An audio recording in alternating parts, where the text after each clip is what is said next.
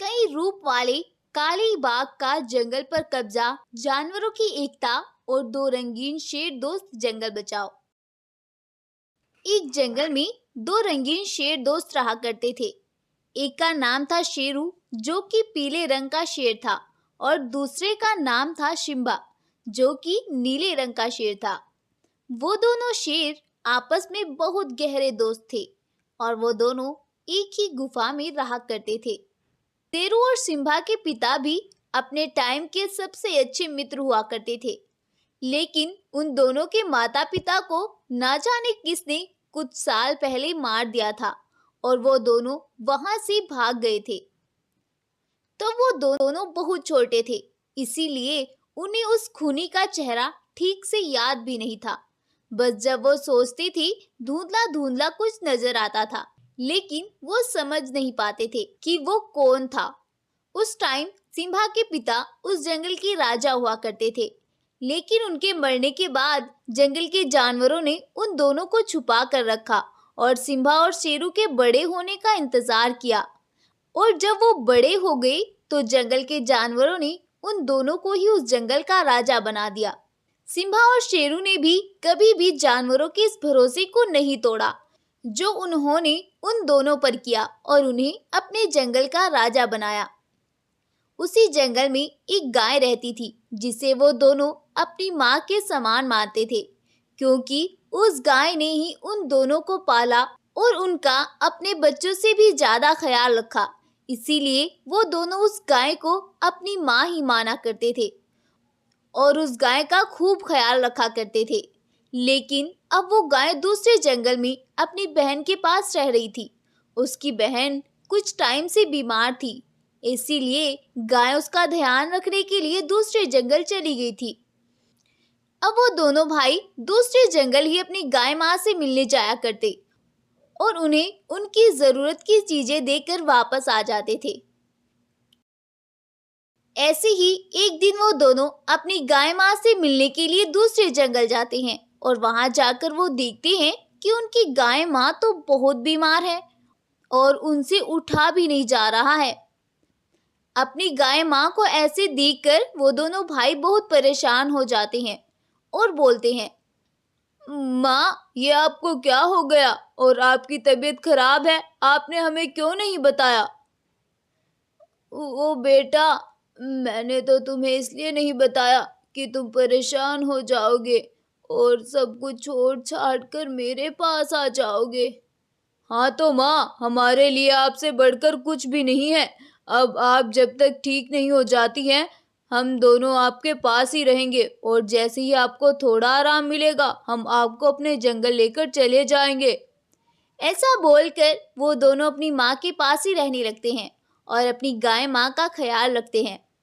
उधर उनके जंगल पर काला बाघ अपना हमला बोल देता है और उस जंगल पर अपना कब्जा कर लेता है और उस जंगल के जानवरों पर अपना हुक्म चलाने लगता है और जंगल के जानवरों से बोलता है, सुनो सभी, आज से मैं ही इस जंगल का राजा हूँ और ये जंगल मेरा है।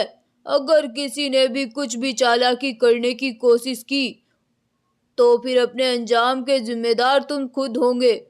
और हाँ, आज से मेरे खाने का इंतजाम तुम सभी को करना है। मुझे हर रोज ताजा मांस चाहिए और अगर तुमने ऐसा नहीं किया तो मैं इस जंगल में तबाही मचा दूंगा और जो भी जानवर मुझे दिखेगा मैं उसी का शिकार कर लूंगा। बाघ की ये बात सुनकर सभी जंगल के जानवर वहां से चले जाते हैं और एक खुफिया जगह पर इकट्ठा होकर वो सब उस काले बाघ के बारे में बातें करते हैं और एक गाय बोलती है, अरे भाइयों, हमें इस काले बाघ की खबर कैसे भी करके सिम्बा और शेरू तक पहुंचानी होगी। अब तो वो ही इसका कुछ कर सकते हैं। नहीं नहीं गाय बहन, सिम्बा और शेरू अभी छोटे हैं, वो भी इतने समझदार नहीं है कि वो इस जालिम का मुकाबला कर सके। हमें ही कुछ सोचना होगा, वरना ये जालिम उन्हें ही ना कुछ नुकसान पहुंचा दे। सभी जानवर ये सब बातें करके अपने अपने ठिकानों पर चले जाते हैं, लेकिन वो सब थे तो बहुत परेशान। अगली सुबह होती है और जंगल के जानवर पता नहीं कहां कहां से ताजे भोजन का इंतजाम करते हैं और जंगल का एक चीता काले बाघ को भोजन देने के लिए जाता है, लेकिन वह भोजन उस काले बाघ को बहुत कम लगता है और उस भोजन को खाने के बाद काला बाघ उस चीता का भी शिकार कर लेता है। उधर जंगल के जानवर चीते का आने का इंतजार कर रहे थे, लेकिन शाम हो जाती है और चीता तब तक भी वापस नहीं आता है, तो जंगल के जानवर बहुत परेशान हो जाते हैं। तभी एक गाय वहां पर आती है और उन्हें उस चीते की सच्चाई बताती है कि कैसे उस काले बाघ ने चीते का शिकार किया। अब तो जानवर उसे खाना देने से भी डर जाते हैं, क्योंकि जो कोई भी उसके लिए खाना लेकर जाता है उसे भी वह खाने के साथ अपना शिकार बना लेता है। अब तो उस काले बाघ के अत्याचारों की हद हो गई थी। उधर गाय ठीक हो जाती है और वो दोनों भाई अपनी माँ के साथ जंगल वापस आते हैं, लेकिन जैसे ही वह अपनी गुफा पर जाते हैं, वहां पर उस काले चीते को अपनी गुफा पर खड़ा देखते हैं। गाय काले चीते को देखकर बहुत डर जाती है और बोलती है, ये कहाँ से आया?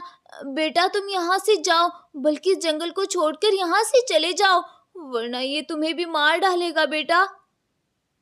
अपनी माँ को ऐसे घबराता देखकर सिम्बा बोलता है, अरे माँ, आप इतनी परेशान क्यों हो गई इसको देखकर? बेटो, यही वो जालिम है जिसने तुम्हारे माँ बाबा को मारा, अब ये तुम्हें भी मार डालेगा बेटा। ये सब सुनकर वो दोनों बहुत गुस्से में आ जाते हैं और वो बिना कुछ बोले वहां से जंगल की ओर चले जाते हैं और जंगल के जानवरों से जाकर उस काले बाघ की पूरी हकीकत जानते हैं। जंगल के सभी जानवर परेशानी की हालत में उन दोनों को पूरी बात बताते हैं। जंगल के जानवरों की बात सुनकर सिम्बा बोलता है, हमारे जंगल में इतनी बड़ी मुसीबत आ गई, लेकिन तुमने हमें बताना भी जरूरी नहीं समझा। सिम्बा भाई, हम तुम्हें परेशान नहीं करना चाहते थे, बस इसीलिए हमने आपको नहीं बताया। परेशान तो हम अब भी हुए हैं, इस जालिम को तो हम मजा चखा कर ही रहेंगे। ऐसा बोलकर सभी जानवर मिलकर एक प्लान बनाते हैं और इस प्लान के मुताबिक एक बकरी डरते हुए काले बाघ के पास जाती है और उसे अपनी गुफा पर दावत का बोल कर आती है। काला बाघ अपने लिए जानवरों का प्यार देखकर खुश हो जाता है और बोलता है, अगर तुम हर रोज मेरे लिए ज्यादा से ज्यादा खाने का इंतजाम करो तो मुझे क्या जरूरत है तुम जानवरों का शिकार करने की। ये सब सुनकर बकरी सभी जानवरों के पास जाती है और वो सभी बाघ के आने का इंतजार करने लगते हैं और सिम्बा और शेरू गुफा के पीछे जाकर छिप जाते हैं। बाघ जैसे ही वहां पर आता है, वह इतने सारे खाने को देखकर बहुत खुश हो जाता है और वो आते साथ ही पागलों की तरह खाने पर टूट पड़ता है। लेकिन जैसे ही वह मांस का एक टुकड़ा खाता है, उसके अंदर से रंगीन बाग निकलने लगते हैं और वो सभी नीचे गिरते साथ ही मर जाते हैं और वो काला बाघ भी वहीं पर ढेर हो जाता है। काले बाघ के मरने के बाद सिम्बा और शेरू भी वहां पर आ जाते हैं और वो सभी हंसते हुए बोलते हैं, अपने आप को बहुत होशियार समझता था ये काला बाघ, लेकिन इसने शायद एकता की ताकत नहीं देखी। जिस खाने पर यह मरता था, आज हमने उसी खाने में जहर मिलाकर इसे मौत के घाट उतार दिया। हा हा हा हा। और हमें अपने माता पिता की मौत का बदला भी मिल गया। ऐसा बोलकर वो सभी अपनी गुफाओं में वापस चले जाते हैं और सिम्बा और शेरू भी अपनी गुफा में वापस आ जाते हैं और वो सभी उस जंगल में फिर से खुशी खुशी रहने लगते हैं। शिक्षा, इस कहानी से हमें सीख मिलती है कि एकता में बल है। अगर हम समझदारी और एकता से काम लें तो किसी भी बड़ी से बड़ी मुसीबत से छुटकारा पा सकते हैं। स्टोरी पसंद आई हो तो इस वीडियो को लाइक, शेयर एंड चैनल को सब्सक्राइब करना बिल्कुल ना भूलें और साथ ही हमें कमेंट सेक्शन में कमेंट करके अपना फीडबैक जरूर दें। जल्द ही मिलते हैं एक और न्यू वीडियो के साथ, तब तक के लिए good bye and take care. Thank you.